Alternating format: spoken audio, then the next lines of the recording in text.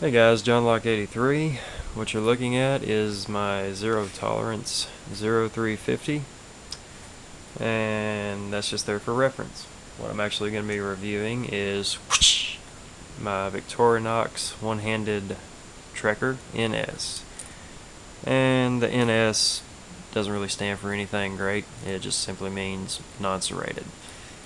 And I actually almost had to go to through the gates of hell itself to find a non-serrated version of this knife, which I found to be extremely odd because I don't think Victorinox is really known for serrated blades, but apparently this is the only one that is mostly available with a serrated blade on it. Now, I'm going to be going over some of the specs. I have my wife's handy dandy fabric tape measure here because my actual tape measure ran away, and I'm not going to point fingers, but I'm pretty sure there's a certain 6 or 2-year-old that had something to do with that. But oh well, life goes on. So, getting into the tools, of course they are stainless steel. It's actually part of how Victorinox got its name. The owner excuse me. There's a lot of pollen in the air, guys, so I apologize in advance for all the coughing and wheezing. And sniffling, apparently. But, as I was saying, just a brief history lesson with Victorinox. The owner, or excuse me, the founder, actually, his mother's name was Victoria, and he named the company after her. And when they started using stainless steel, they changed it from Victoria to Victorinox. And Inox in Swiss actually is stainless steel, or translated as stainless steel. So if y'all are wondering where the Victorinox name came from, there you go. Now this does have, I want to say, either 12 or 13 functions, and I've used every single one of them quite a bit. And to me, just my personal opinion, of course, this is the ultimate camping knife. It stays in my EDC bag. My EDC bag stays with me or in my vehicle near me at all times. So this is one of those things that I probably could get by without, but if I had to choose, I would choose not to. So let's go ahead and start getting into this. Now, first 3 functions are the signature lanyard hole, the little pick, and of course the small tweezers. And these tweezers, not the greatest in the world, but they are handy. They are definitely better than nothing in a pinch. Now the next is the Phillips head screwdriver, and I really like the way they do this with their Phillips screwdrivers, because you actually get a good amount of leverage when you use these. This particular one goes out to 1.5 inches. Let me see if I can move this, get a little more centered for you guys. Sorry. Yep, 1.5 inches. And I've used it quite a bit, and as you can see, there is absolutely no tear on the screwdriver itself. Normally, the amount of use that I put into this, I've actually worn out Craftsman screwdrivers, so I've actually been extremely impressed by this. Next is this small reamer slash punch. I don't know why I couldn't think of that. Anyway, I actually went a long time without knowing it was there because it rides at such a low profile. But I've actually used this only once, just to punch an extra hole in my belt. Actually lost the belt loop size. I was proud of myself. That was a long time ago though. But it's still really stiff, really hard to get out. That's how little I've actually used it. But again, it is 1.5 inches long, and that serves as function, I guess, number 5 we're on. Yep, number 5. Function 6 and 7 is the can opener and small Phillips head. And this actually is the shortest tool on here, stretches out to just under 1.25 inches. and actually used it once or twice, and it does get the job done. Still rather just have a old school P38 or just a normal can opener, but this will definitely do the job. And the excuse me, the small flathead also works extremely well in my experience. Next, see, that was 7, 8, 9, 10 is the little wire stripper, the bottle opener, and the large flathead.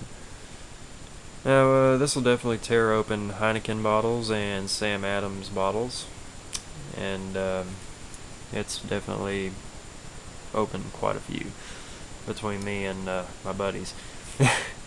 And again, this isn't locked by any means at the moment, but it does catch right here. Oh, sorry, I got off camera for a second. It catches about halfway open.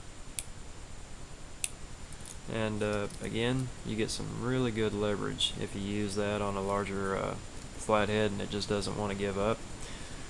So I thought that was a really nice little feature. Let's see, that was number 10, I think. 11 is the saw. Oh, I'm sorry. Let's get a measurement on this real quick. This is actually, again, 1.5 inches. Sorry, didn't mean to skip over that. Oh, 11 is the saw blade. Saw blade, a little bit longer, obviously, goes to 3.5 inches.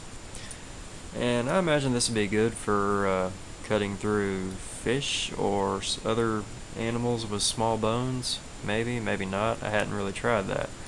But it does cut wood really well, and I've had no complaints about the saw blade. It's a little bit flimsy, but it does work, and it works extremely well for a saw blade that small. Alright, and the main function on this knife, and what basically turned me on to the knife to begin with, is the fact that it is a one-handed open. And not only is it one-handed open, it locks. Alright, this thing this thing this thing opens up, it's going to stay open.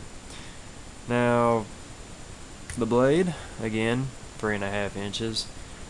And one complaint that I actually have about this is that there's no jimping on the back of the blade right here, which I really wish there was so that I could choke up on the blade, but this is extremely slick as it is right here, and I'm honestly amazed that I haven't cut myself a lot more than I have with this knife in the past. But that is, honest to God, my only complaint, is that I wish there was a little bit of jimping right here to get some traction. But other than that, no complaints whatsoever. One thing I will say, and again, this is not a complaint whatsoever. As I mentioned, this is my zero tolerance 350, and has the same locking mechanism. If you're using your right hand and you want to release the blade, you start with the right, move it to the left, blade closes, right? And that's how every locking blade I've ever played with has been. This one doesn't. It goes from the left to the right, and then you close the blade. Kind of awkward, if you ask me. But again, not a complaint, but it was definitely different, something to kind of get used to there. And I believe that's really all I have to say. Go ahead and do a screenshot with all the tools for you guys, I reckon.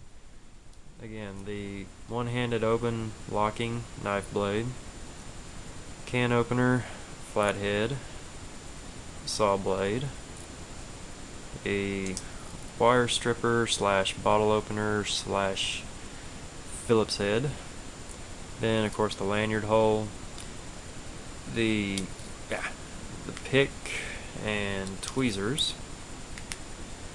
Let me get this out of the way. Then on the opposite side, the Phillips head screwdriver and the extremely stubborn reamer that doesn't want to come out. Alright, and that's your functions, guys.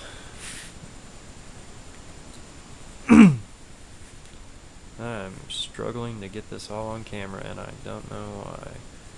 Alright, anyway. There you go. That's everything. 1, 2, 3, 4, if you count that. 5, 6, 7, 8, 9, 10, 11, 12. 12 tools. All of them work great. All of them high quality stainless steel, with the exception of the plastic toothpick, obviously.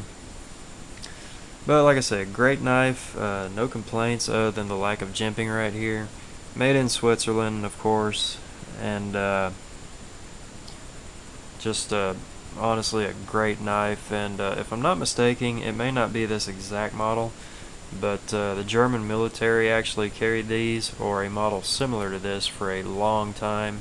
And after a while, the Swiss actually switched over to this and adopted it as their main Swiss Army knife that was standard issue to their troops. Now, I believe it was the Recruit that they carried for the longest time. Had a large knife blade, small knife blade, can opener, bottle opener, and a couple of screwdrivers. Well, you definitely get a little more versatility out of this one. And like I said, I love this knife. Can't imagine going camping without it. And Victorinox just has a great reputation in general. I know a serious YouTuber, nothing fancy. He swears by the Victorinox.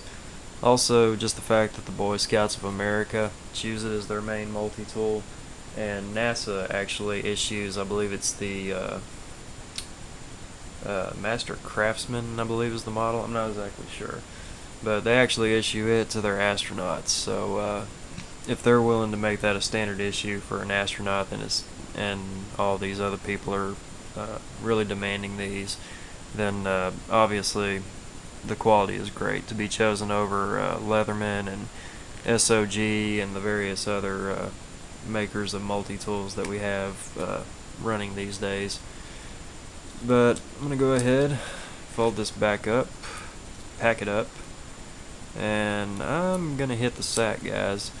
Hope you enjoyed this, and hope I didn't bore you guys to death. Hope I wasn't too congested for you.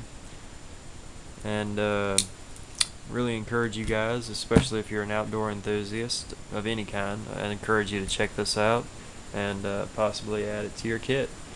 But this is John Locke 83 signing out. You guys stay safe, be ready. God bless you.